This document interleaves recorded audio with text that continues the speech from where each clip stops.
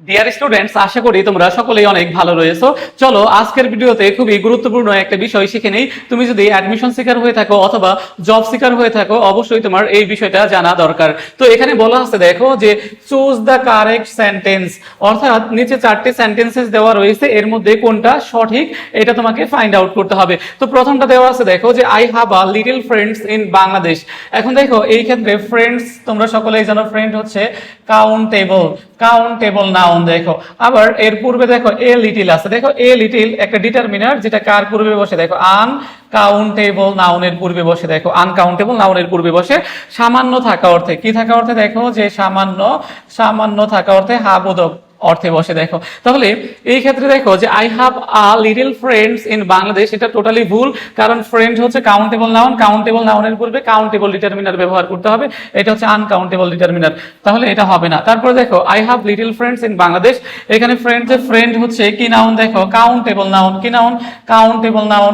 এখন দেখো এই যে কাউন্টেবল নাউন, এর পূর্বে কি বসবে, কাউন্টেবল ডিটারমিনার বসবে, কিন্তু এখানে লিটিল তো কি, দেখো আনকাউন্টেবল হচ্ছে নাউনের পূর্বে বসে, তাহলে এখানে কিন্তু লিটিল হবে না, তাহলে আমাদের বি দেখো কি ভুল। এখন এই ক্ষেত্রে দেখো যে লিটিল আর আ লিটিলের মধ্যে পার্থক্য কি, দেখো এই দুইটাই আনকাউন্টেবল নাউনের ক্ষেত্রে বসে। তো আ লিটিল হচ্ছে সামান্য কিছু থাকা বোঝাবে, আর লিটিল হচ্ছে নাই বললেই চলে, হার্ডলি বোঝাবে, নেগেটিভ অর্থ দিবে। আশা করি এটা বুঝতে পেরেছো। এই কারণে দেখো যে কাউন্টেবল নাউনের পূর্বে আ লিটিল বা শুধু লিটিল বসে না, এটা হচ্ছে আনকাউন্টেবল নাউনের পূর্বে বসে।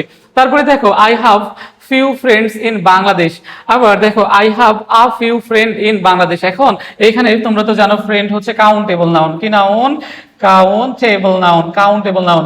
এখন এই ক্ষেত্রে দেখো যে ফিউ কাউন্টেবল নাউনের পূর্বে বসে, আবার এ ফিউ কাউন্টেবল নাউনের পূর্বে বসে। আ ফিউ কি থাকা অর্থে, দেখো সামান্য থাকা অর্থে বসে, আর দেখো যে শুধু ফিউ কি অর্থে বসে, নাই বললেই, নাই বললেই চলে।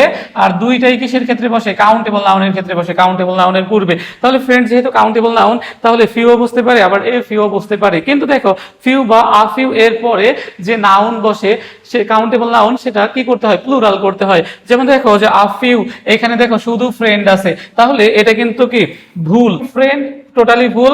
কারণ দেখো যে আ ফিউ সঠিক আছে, কিন্তু দেখো যে আ ফিউ এর পরে আমাদের যে কাউন্টেবল নাউন ব্যবহার করতে হয় সেটা তো প্লুরাল করতে হবে। কিন্তু দেখো ফ্রেন্ড তো সিঙ্গুলার, তাহলে এখানে যদি কি থাকতো, এস থাকতো, ধরো এখানে যদি কি থাকতো, ফ্রেন্ডস থাকতো, তাহলে এটা উত্তর হতো, তাহলে এটা হবে না। দেখো তাহলে এইখানে দেখো যে I have few friends in Bangladesh, তাহলে এখানে দেখো ফ্রেন্ড হচ্ছে কাউন্টেবল নাউন, এর আগে ফিউ বসতে পারে, আর ফিউ এর পরে নাউনটা কি হয়, প্লুরাল হয়, ফ্রেন্ডস। দেখো এখানে এই কারণে এটা সঠিক যে I have few friends in Bangladesh, অর্থাৎ আমার বাংলাদেশে বন্ধু নাই বললেই চলে। আশা করি তোমরা বুঝতে পেরেছো যে সি দাগ এখানে কারেক্ট অ্যান্সার। আর এ ধরনের ট্রিকি কোশ্চেন কিন্তু প্রত্যেক বছরই পাবলিক পরীক্ষায় আসতে দেখা যায়। তুমি যদি অ্যাডমিশন শিকার হও অথবা জব শিকার হও, তোমার কিন্তু এই বিষয়গুলো সম্পর্কে ভালো আইডিয়া রাখতেই হবে, না হলে কিন্তু পরীক্ষায় ধরা খাবে এবং ভুল করে আসবে।